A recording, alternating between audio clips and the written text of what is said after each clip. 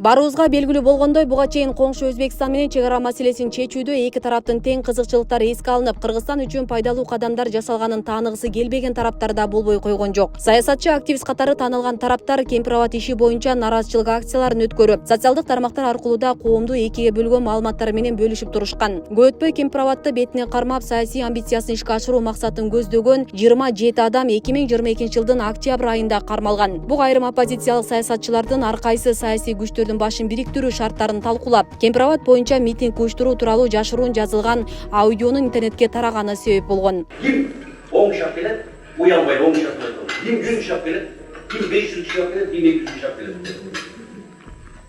Башташ керек, митинг башташ керек. Ертең башташ керек. Митингди баштамаса деле болбойт, иш бүтпөйт. Ошол менен кылышат. Эл эмне күтүп атат? Эл биздин сөзүбүздү күткөн жери жок азыр. Ел биригүүнү күтүп атат. Кыргызстан ертең 3 күнгө чейин Рашамызда, Мамлекетимизде, Арбиздин Азербайджан аркылуу, Ларайым, юридикалык жактан Ношу 5 киши президиумга кайрылуу даярдашты.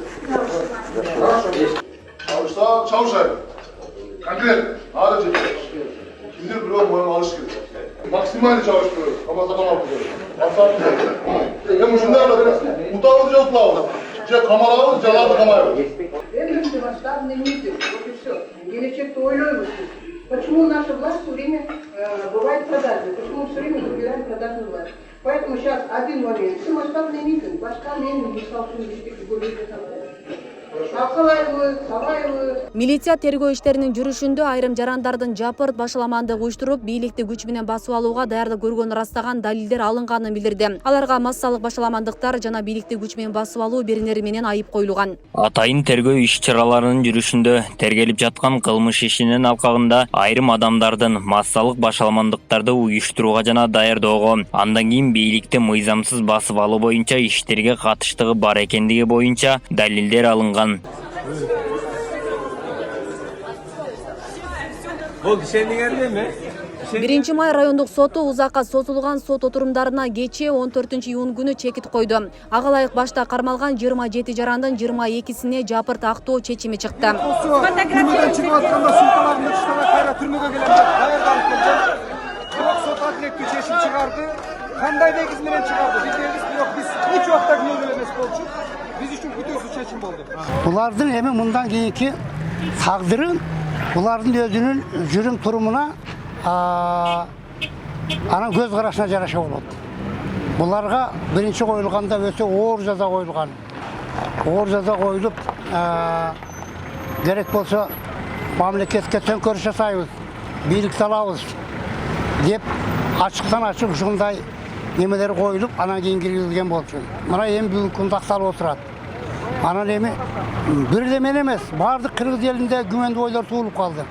Ушундай ситуация менен, ушундай нерсе менен тергөө сурак жүрүп атса, анан кантип эле 100% сот залынан актап бошотуп чыгарып ил деп атат. Эми муну азыр акырында билине баштайт.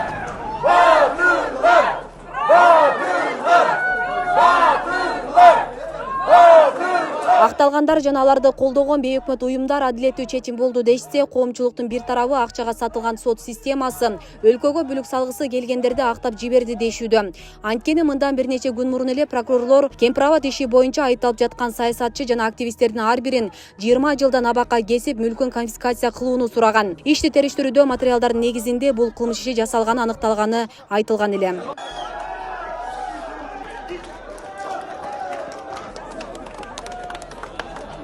Kıyım bolmasın, söz hakkında mıyzamdı, hakikat çeşit.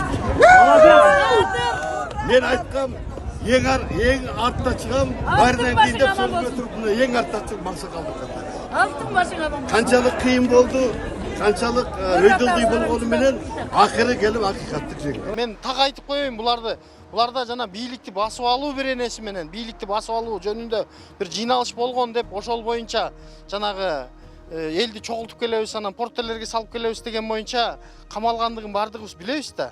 Анан кийин эле айландырып эле өздөрүнүн күнөөсүн башка жакка буруп эле биз кемпир абадты коргоп атсак камап койду дегендей эле бир бурмалап атат да. Жана интервью бергендер дагы ошо кемпир абадчы баатырлар акталып чыкты, анан акыйкат сот болду деп атпайбы? Курманайттын алдында чыгышты, эмичи чыккандан кийин муну бир кандайдыр бир башка жакка бурбастан эми тынч баягы президентибиз сот иштерине аралашпагандыгы көрүнүп эле турат да, сот өздөрү чечсин деп. Эгерде сот ошондой чечкен болсо, ушуну мыйзамдуу деп чечкен болсо, эми ал соттун үстүнөн дагы териштирүүлөр болот да. Эми чындап мыйзамдуу чечтиби же анда эмне үчүн ушунча жылдан бери камап, ушунчадан бери камап отурду дагы аягындан ана мындай эч кандай күнөөсү жок деп чыгарып ийди. Анда тергөөчүлөр, прокурорлор эмне болот дегендейчи. Анан ушул чечим чыныгы акыйкат болдубу, мыйзамдуу болдубу же мыйзамсыз болдубу? Мен ойлойм мунун үстүнөн да эми териштирүүлөр болуш керек да. Президентибиз баягы бардыгына коридор ачып берди да, мындай айтканда мүмкүнчүлүк берип атат, эркиндик берип атат. Мынакей, мен сотко да киришпейм. Ошол кемпир абадчылардын акталып кетиши дагычы ошол президенттин адилеттүүлүгү болуш керек деп ойлойм да.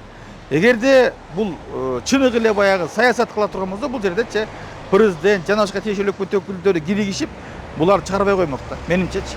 Бул акыйкат адилеттүү бийлик экендигин өздөрү далилдеп койду да. Экинчи тарабын караганда бул бир гана адамга эмес, бул жалпы эле биздин мамлекетибиздин абройуна шек алып келип коюшу мүмкүн. Анткени айрым ошол кемпир абадчылар деген туура эмес маселелерди көтөрүп, туура эмес сөздөрдү айтып келишкен да. Ошторго мындай эскертүү иретинде бир нерселерди мындай эмени жанагындай жоопкерчиликти жүктөп туруп анан чыгарыш керек эле да. Акталып кетти дегени мага да таң калыштуу болот да. Бул бир эле мага эмес, коомчулукка дагы. Түшүнбөй калдым. Бу кандай негизде, эмне негизде акталды булар? Ал эми прокуратура эмне үчүн 20 жыл сурады? Эмне үчүн конституцияга салыш керек деди? Бу жерде ар кандай адамга күмөндүү ойлор туулат да. Күмөндүү ойлор туулат. Эми көрөбүз эми дагы кандай кылып булар дагы эми акталып чыккандан кийин булар тынч жүрсөгө түзүк. Эгер тынч жүргөн болсо, мамлекетке тынчтык керек бизге.